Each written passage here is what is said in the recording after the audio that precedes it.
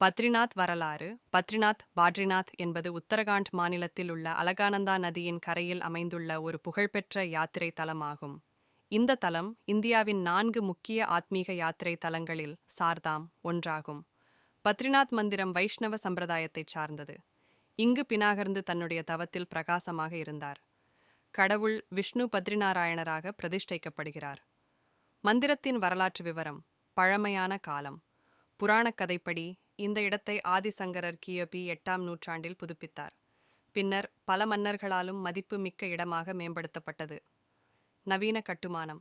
தற்போது காணும் பத்ரிநாத் மந்திரம் 16ஆம் நூற்றாண்டில் மரதண்டவர்மனால் கட்டப்பட்டது. மந்திரம் 50 அடிக்கு மேல் உயரமுடையது. வட இந்திய கலாச்சாரத்தில் அமைக்கப்பட்டுள்ளது. பூஜை முறை. இங்கு பூஜை கேரளா நம்பூதிரி பிராமணர்களால் நடத்தப்படுகிறது. இது தனித்துவமான ஒன்றாகும். பத்ரிநாத் தலம் கோடை காலத்தில் மே நவம்பர் மட்டும் திறந்திருக்கும், ஏனெனில் குளிர்காலத்தில் கடும் பனிப்பொழிவு ஏற்படுகிறது.